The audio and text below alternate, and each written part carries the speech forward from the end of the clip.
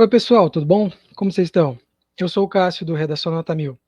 Eu vim falar com vocês hoje sobre o tema Desafios para a Parentalidade no Brasil. Eu vou falar especialmente sobre a abordagem do tema, e aí comentar também sobre a proposta de redação, né, a coletânea e tal, e sobre o uso de repertório. Vamos lá? Sobre a abordagem do tema, então, pessoal. Vocês perceberam, claro, que tem um elemento central ali na proposta, que é a parentalidade. Basicamente, parentalidade é a maneira como a gente se relaciona com as futuras gerações, na verdade, com os filhos, né? Está relacionada a esse comportamento humano de criação das crianças. Então, até da maneira como é entendida hoje, no âmbito jurídico e tal, essa relação parental ela engloba a maternidade e a paternidade, né? Para além do sentido biológico, aliás. Então, no caso de adoção, no caso da guarda de uma criança, por exemplo, a parentalidade também se configura. Agora, como que fica a abordagem, então? A frase temática é Desafios para a Parentalidade no Brasil, né? A abordagem completa se dá para aquele estudante que vai refletir sobre a parentalidade no Brasil e sobre os desafios para que ela se efetive, para que ela se concretize. Então, precisa falar de tudo. Desafios para a parentalidade no Brasil. Ah, quem falar apenas sobre a parentalidade vai cair na tangência, vai cair na abordagem parcial, como a gente chama, né? E aí vai ter a nota prejudicada. Então, é preciso também falar sobre os problemas que impedem essa configuração da parentalidade de maneira plena no país. O aluno que fala só sobre parentalidade, ou até que fala sobre parentalidade e os desafios para ela, mas em outro país, em outro contexto, que não é o brasileiro, fale sobre desafios para a parentalidade nos Estados Unidos, na Espanha, esse aí também, essa redação também corre o risco de cair na tangência, tudo bem? Então precisa falar sobre o elemento sobre todos os elementos da frase temática. Agora, a fuga ao tema é para quem não falar sequer sobre parentalidade e aí falar sobre qualquer assunto. Então, só reforçando, a abordagem temática ela precisa ser completa, precisa falar de todos os elementos que estão lá na frase, beleza? Então, vamos falar um pouco da proposta de redação, né? É uma proposta que segue o modelo dos temas do Enem, né? Traz um assunto interessante, como a gente viu, bastante pertinente, e ela reuniu 4 textos motivadores. Cada um deles apresenta esses desafios para a parentalidade sobre uma ótica, sobre um olhar diferente. O primeiro, o texto 1, fala do reconhecimento da paternidade, né? E de como isso se dá a partir ali da leitura do Centro de Reconhecimento de Paternidade, que é uma instituição que fica em Minas Gerais, se não me engano. Os dados são bastante interessantes. 45 mil crianças e adolescentes matriculados em escolas públicas de BH, Belo Horizonte, não tinham o nome do pai na certidão de nascimento em 2009. O projeto piloto do CRP foi inaugurado em 2019, em Santa Luzia.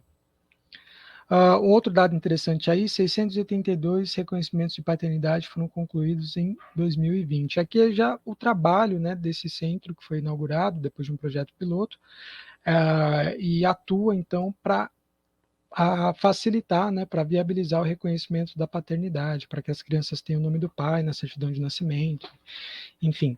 É muito legal pensar o quanto esse problema, né, que já grave, ele, mesmo nesse recorte, ele já tem uma dimensão muito grande, mesmo nesse recorte regional, né? Imagine no Brasil todo como não é. Vamos lá para o texto 2.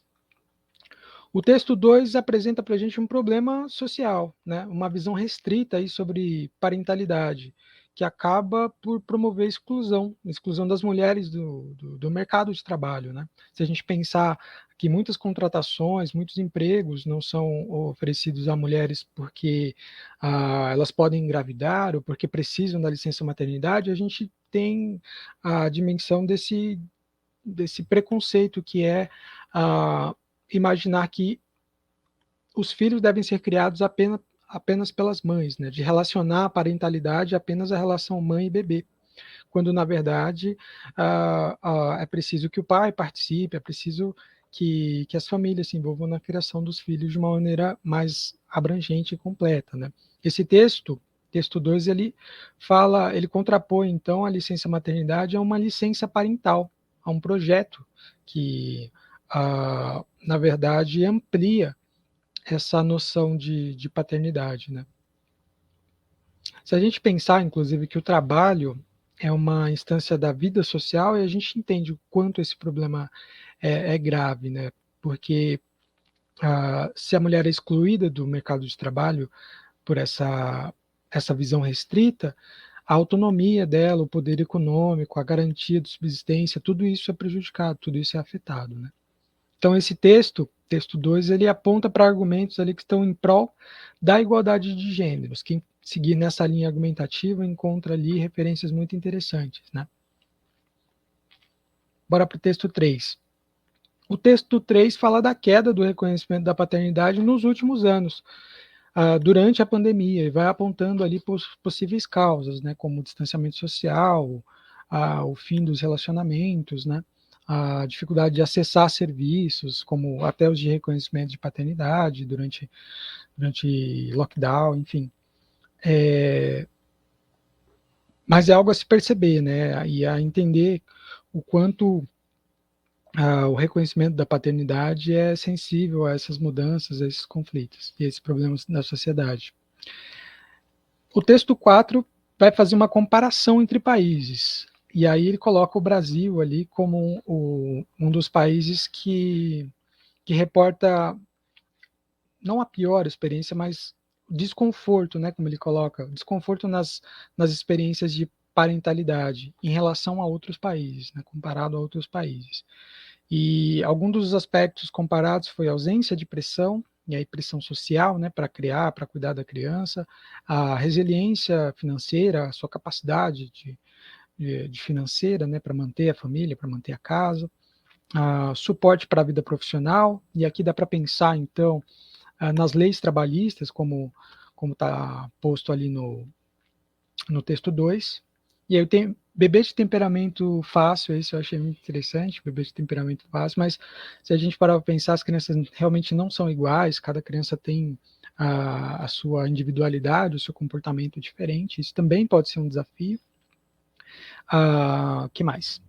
Recursos de saúde e bem-estar, e aí não só a saúde da criança, a saúde durante o pré-natal, pós-natal, mas também se a criança pode ficar numa creche, por exemplo, né, enquanto os pais trabalham.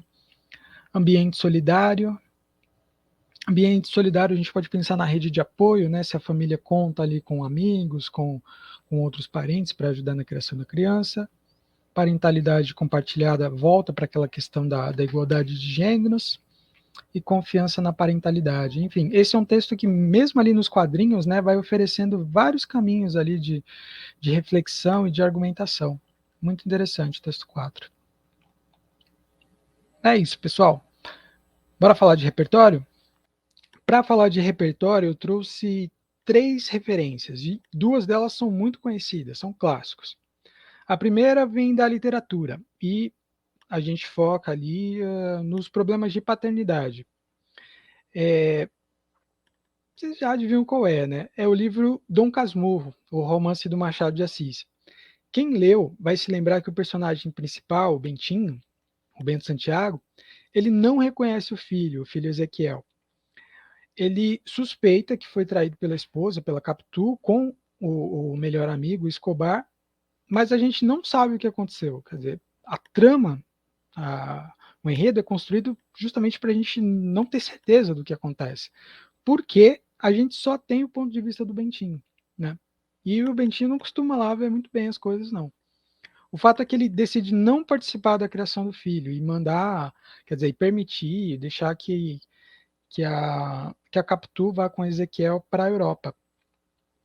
O Bentinho, na verdade, se a gente for para pensar, ele tem pensamentos muito ruins assim, em relação ao filho, em relação à paternidade. Mas isso fica para você ler ou reler aí a obra. Mas, sem dúvida, dá para contextualizar essa questão histórica, né, e cultural brasileira de abandono dos filhos, né, de abandono afetivo também, não só apenas o abandono ali material, das provisões materiais, né. A segunda referência que eu sugiro é também muito clássica, é um rap nacional, uma música muito tocada há décadas nas periferias do Brasil e para além das periferias também, que é, adivinham qual é já? Negro Drama, Racionais MCs. Essa é uma letra que explicita bastante assim a desigualdade racial no nosso país e em alguns momentos ele destaca, né, a letra destaca a luta da mulher negra para cuidar da sua família, principalmente naquele verso uma negra e uma criança nos braços, solitária na floresta de concreto e aço. E depois essa discussão, ou esse tema vai ser recuperado lá no final da música também, com os agradecimentos à mãe e tudo mais. Então, é uma referência muito interessante para a gente pensar a situação de tantas famílias que são abandonadas pelos genitores, pelos pais e tal, para pensar esse problema de parentalidade, mas também para pensar nas situações das mães solos no país, né? E por último, eu quero apresentar uma sugestão que é um conceito da sociologia, da filosofia, que é do trabalho reprodutivo, né? Trabalho reprodutivo são aquelas tarefas para a manutenção da vida, para a reprodução da vida humana. Esse tipo de trabalho, o trabalho reprodutivo, ele está em contraste ali com o trabalho produtivo, que é esse das profissões, da produção das mercadorias e serviços, etc. O trabalho de reprodução, ele não é remunerado, muitas vezes, ou amplamente não é remunerado. E é o trabalho de criação dos filhos, é o trabalho das tarefas domésticas. São trabalhos que são fundamentais para as sociedades existirem e mesmo assim não contam com a relevância, com o reconhecimento que tem os outros trabalhos, os trabalhos de produção, né? Quem fala sobre esse tema, para quem se interessar, pode pesquisar mais, é a filósofa Silvia Federici, uma filósofa italiana.